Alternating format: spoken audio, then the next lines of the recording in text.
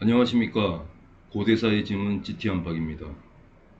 34번째 이야기로 북이와 싸운 백제의 실체를 확인해 보겠습니다.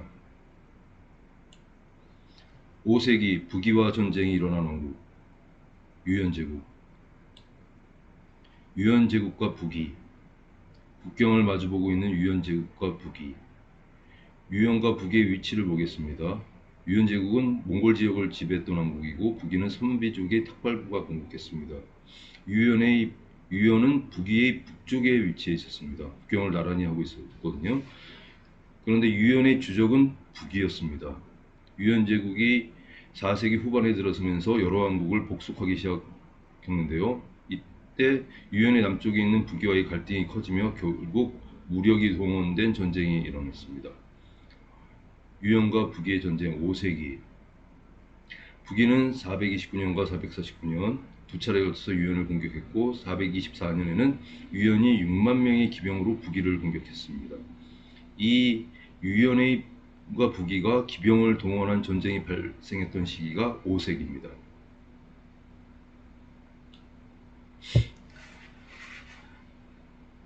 지난번 이야기인 33번째 이야기에서 6세기 투르크 제국의 유연제국 병합 이야기가 있었는데요.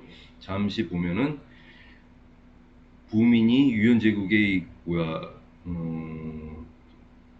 걱정거리인 틸레 부족을 갖다가 아시나 부족, 투르크의 부민이 진압을 해서 해결했습니다. 그렇지만 공주하고 혼인을 하기를 원했는데 사실상 욕만 먹었죠. 이에 격노한 투르크의 부민이 유연제국을 공격해서 552년에 유연을 격파하고 멸망시켜버립니다. 멸망시키면서 유연제국의 거대한 영토를 투르크가 병합을 한 사실이 있었습니다. 유연제국을 이어받은 투르크 제국. 19번째 이야기에서 파르티아 왕조와 사산 왕조가 이 신라의 역사하고 같다고 했습니다. 중앙아시아는 파르티아의 암흑시대 이전의 파르티아를 갖다 역사를 지우고 인도스키타이 왕조를 신라 정기 왕조의 시작, 거서관 시대로 기록을 했습니다. 이후에 서기 1세기에는 아사쿤 시대가 개창됐는데요. 428년까지 신라에서는 이사금 시대라고 합니다. 아사군을 이사금이라고 사용한 거죠.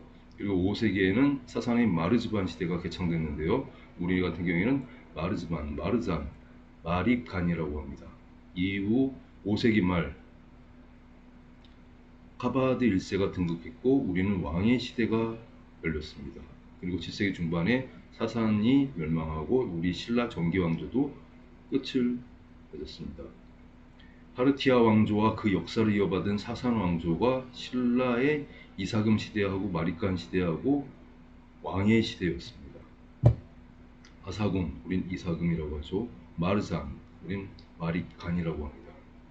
이렇게 파르티아를 멸망시키고 새로 일어선 사산 제국은 파르티아에 이어서 우리 신라 역사로 계보에 나란히 등극하게 된 겁니다. 똑같이 투르크가 유연 제국을 멸망시켰는데요. 파르티아의 역사 사산 제국에서 이어지다. 서기 1세기에 창건된 파르티아의 아르사쿠니 왕조와 그 뒤를 이은 사산 왕조의 마르스반 시대 및 사산 황제의 계보를 연결해서 신라 정기의 역사로 기록했습니다. 유연의 역사 투르크 제국에서 이어지다. 똑같이 6세기에 창건된 투르크. 6세기에 실질적 창건된 게 아니라 독립한 거로 보시면 됩니다. 투르크는 사비로 천도한 백제하고 동일한데요. 유연의 영토를 병합했을 뿐만 아니라 유연의 역사를 이어받았습니다.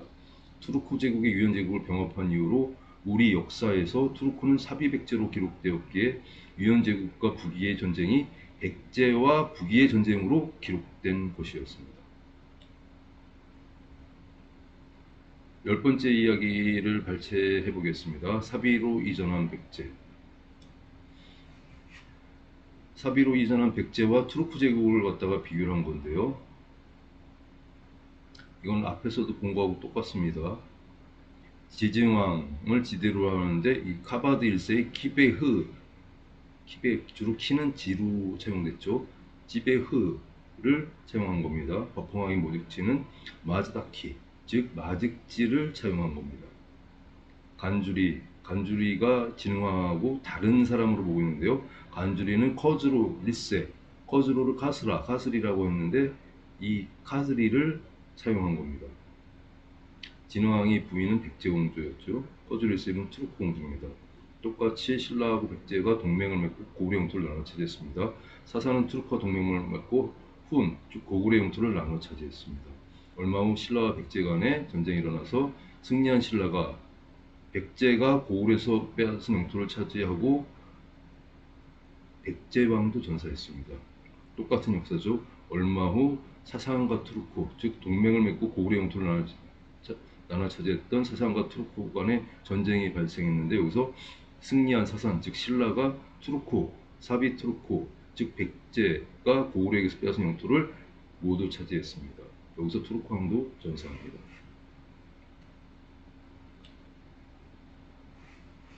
이렇게 7세기인데요. 7세기는 백제는 666년에 당연합군의 공격으로 멸망했고요. 투르크도 같은 시기에 당연합군의 공격으로 멸망했습니다. 이 7세기 전쟁은 당나라 단독이 아닌 당연합군이 백제를 공격한 거고요. 7세기 똑같은 당나라 단독이 아닌 당연합군이 투르크 제국을 공격해서 멸망한 겁니다. 이 당시 당나라군의 장수는 소정방이 이끌었죠. 똑같이 투르크 공격을 지휘한 장군도 소정방이었습니다. 백제왕의 마지막을 보겠습니다. 백강 전투에서 패한 후 백제왕은 태자 융과 함께 용진석으로 도주했습니다. 똑같이 강 전투에서 크게 패한 건데요. 이르티시강 전투에서 패한 후 투르크가는 왕자 아시나 시윤과 함께 타슈켄트로 도주했습니다. 그런데 똑같이 왕을 배신한 장군이 있었습니다. 구당서를 보시면 백제대장 예식이 의자왕을 거느리고 항복하게 하였다. 배신한 거죠. 타슈켄트의 투르크 장군이 위시안, 우리는 예식이라고 채용했는데요. 위시안은 투르크 카간을 당연합군에 인도하였다. 같은 왕국이었습니다. 여기서 마지막 결전이 있었던 백강을 보겠습니다. 백강 전투에서 백제가 패배했는데요.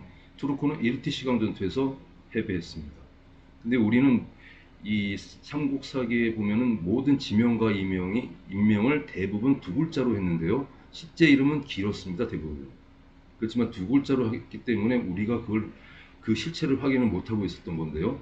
이 이르티시강은 카자흐스탄 짜이안호에서 이제 동쪽에 흘러 들어오는 걸 갖다 가라 이르티시라고 하고, 그 다음에 짜이산호로에서 나가는 강을 갖다가 화이트 이르티시라고 합니다. 그래서 두 글자로 했을 경우는 당연히 화이트 이르티시, 여기서 투르크군이 크게 패했는데요.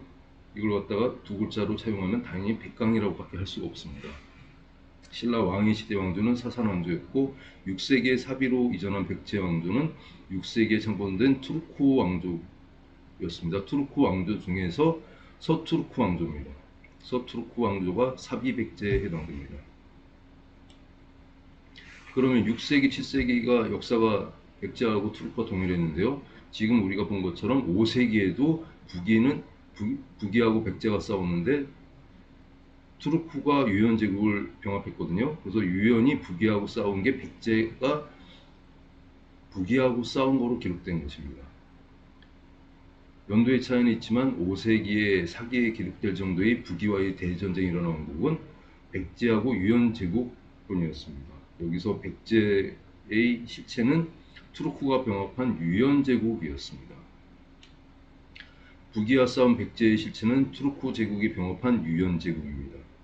그런데 사비 이전의 백제는 그럼 유연 제국 하나일 뿐일까요? 실제는 그렇지 않습니다. 유연 제국의 일부 역사가 백제에 기록되어 있고 주 계보는 마한의 맹주인 월지국과 정기대가야죠. 대가야를 이어받은 왕국이 따로 있습니다. 사비 백제 이전에는 이 왕국이 백제의 주요 계보에 해당됩니다. 그러니까 시초로 삽입액제 이전은 마한의 맹주 월지국과 대가를 이어받은 왕국과 일부 유현제국의 계보와 사건이 기록된 것입니다. 감사합니다.